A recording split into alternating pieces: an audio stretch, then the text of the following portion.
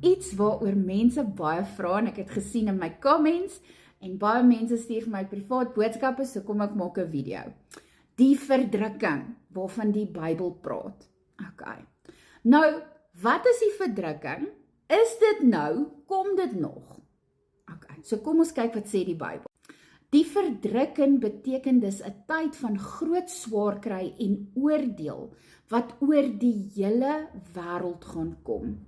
Dis nie sommer net ons persoonlike probleme nie. Dis 'n tyd soos wat ons nog nooit deurgemaak het nie. Jesus sê self in Matteus 24 vers 21, want dan sal daar 'n groot verdrukking wees soos daar van die begin van die wêreld af tot nou toe nie gewees het nie en ook nooit sal wees nie. Wanneer gaan dit gebeur?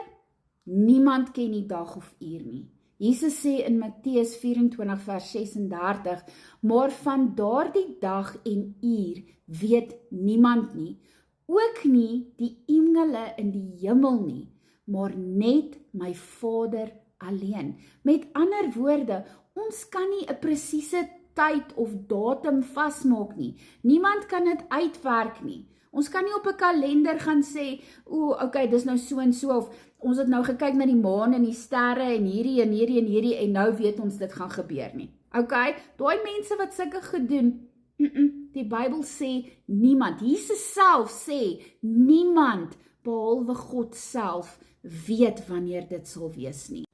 Die Bybel sê wel vir ons daar sal tekens wees. So, kom ons kyk na die tekens.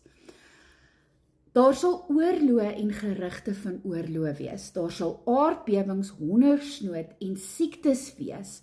Die liefde van baie mense sal koud raak en die evangelie sal verkondig word aan al die nasies.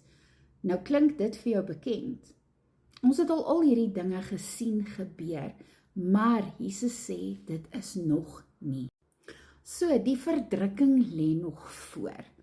Wat ons nou beleef is soos geboortepyne, die voorbode, die begin van die pyn, soos 'n vrou se eerste kontraksies wanneer sy geboorte gee, maar die ergste lê nog voor. Daniël 12 vers 1 sê, dit sal 'n tyd van benoudheid wees, wat ons soos nog nooit tevore was nie. Maar ons hoef nie bang te wees nie.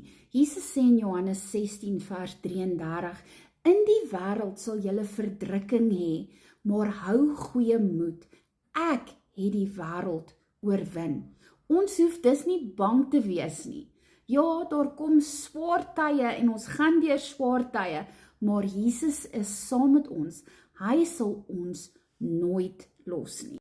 So wat doen ons nou? Hoe moet ons nou leef? Waak en bid. Wees wakker. Moenie slaap in jou geloof nie. En jy sal sien, die vyand wil hê ons moet dit doen. Hy steel jou tyd, dat jy nie bid nie, dat jy nie Bybel lees nie.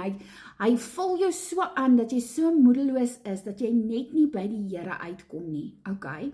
Hou vas aan Jesus. Moenie jou geloof los nie, al word dit moeilik. En elkeen van julle gaan deur iets, en ek weet, die vyand wil vir jou sê, gee moed op die Here, maar moenie moed opgee nie.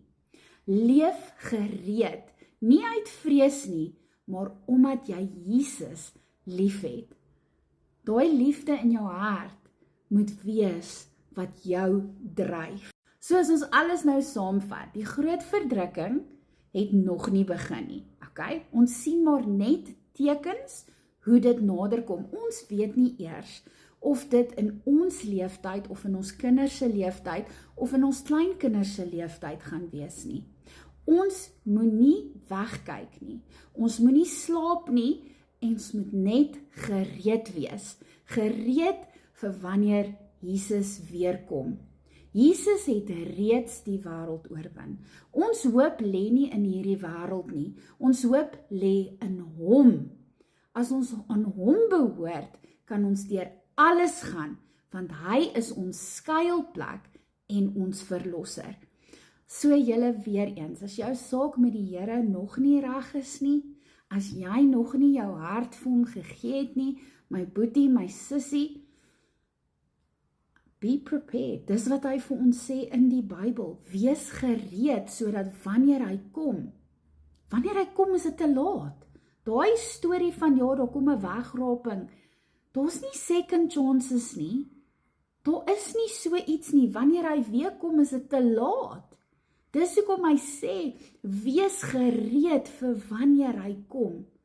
So ek wil bid vir elke persoon wat hulle harte nog nie vir die Here gegee het nie. En Papa Vader, ek vra, Here, dat U met harte praat, dat U met siele praat, dat U met mense praat, Here. En dat hulle 'n ontmoeting met U sal hê en hulle harte vir U sal gee. En as dit iets is wat jy nog wil doen of nog moet doen, reik gerus uit, ek sal met liefde saam met jou bid. Ek hoop hierdie beantwoord julle vrae. Onthou, ons geloof is in hom, want hy sê vir ons, hy sal ons nooit in die steek laat nie. I know the plans I have for you, says the Lord. Plans to prosper you, plans for a future. Ons hoef nie bekommerd te wees oor die toekoms nie, want hy is reeds in die toekoms. En maak nie saak hoe moeilik die lewe is, hoe erg die aanvalle is nie. He's got you covered. Julle weet wat ek altyd sê.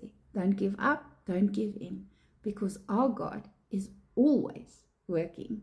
Ek hoop hierdie beantwoord julle vrae. Lekker aand. Shalom.